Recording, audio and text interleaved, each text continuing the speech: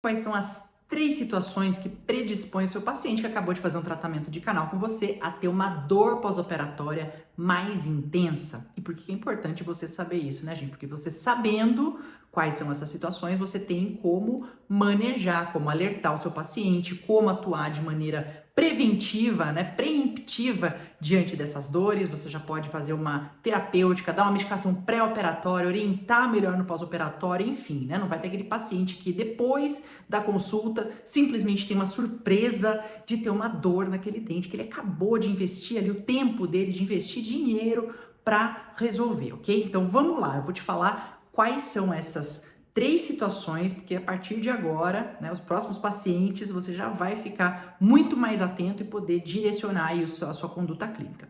Primeira delas é com relação aos casos de retratamento. E aí, vamos falar também da lei de Murphy, né? Aqueles casos de retratamento que não tem dor. Pô, Fernanda, mas não tem nada de dor pré. Eu vou retratar isso daqui por uma indicação protética, seja lá pelo que for, tem uma lesão e não tem dor. Independente, tem lesão, não tem lesão, retratamento sintomático ou assintomático é uma condição onde existe uma predisposição maior daquele paciente ter esse incômodo maior no pós-operatório, certo? A outra situação é naqueles casos onde existe uma previsão, uma previsibilidade, uma extrusão maior de debris durante o preparo. Aliás, a extrusão de debris é um dos pontos que mais causa dor pós-operatória. Você pode falar assim, será que é sessão única? Será que é instrumentar no zero? Será que é fazer um puffzinho de cimento? Lógico, não em algo crítico como um canal mandibular, mas não. O grosso ali da dor do pós-operatório é muito devido à extrusão de debris durante o preparo, ou seja, às vezes faltou irrigação ou faltou aquele cuidado no preparo coroápice. E quais os casos onde existe a maior previsão de extrusão desses debris? Naqueles casos onde a anatomia é constituída de canais com múltiplas curvaturas ou curvaturas muito acentuadas e canais atrésicos.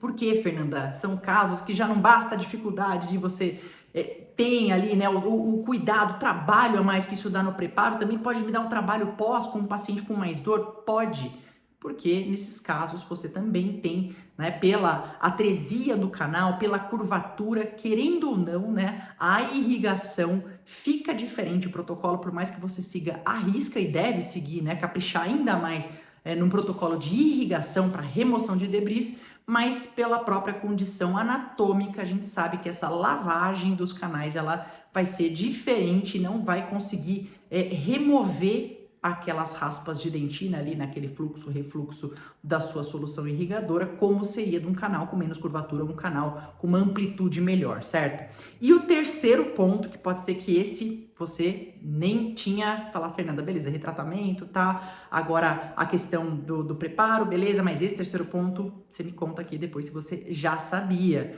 que é aqueles casos onde existe uma dor pré-operatória já mais intensa, seja essa dor de origem pulpar, seja essa dor de origem periapical, ou seja, aquele paciente que chegou com uma baita de uma pulpite absurdamente sintomática, pulpite irreversível, e aí você fala assim, não, beleza, eu fiz o canal, seja ali sessão única, seja medicação intracanal, independente de ter finalizado ou não, o pós-operatório desse paciente, a gente já tem uma expectativa de uma dor mais incômoda. Diante disso, o que você pode fazer desses 3 casos, né, mas especialmente aí nesse último, é o seguinte, tá? No último a gente tem uma recomendação aí mais específica ainda, mas de forma geral, que serve para os 3. Sabendo dessa previsibilidade de dor pós-operatória mais intensa, eu já vou preparar o meu paciente, já vou dar uma medicação pré-operatória, não precisa complicar, analgesia preemptiva com dexametasona 4mg, mais um analgésico já, uma dipirona 1 grama ou paracetamol 750mg, para também já atuar de uma forma de uma analgesia preventiva, a hora que passar a anestesia esse paciente está medicado, e claro que as medicações você vai prescrever de acordo com a condição sistêmica do seu paciente, se ele não tem alergia a nenhuma medicação e também, enfim, se ele não tem nenhuma limitação por uma condição sistêmica a nenhuma dessas indicações.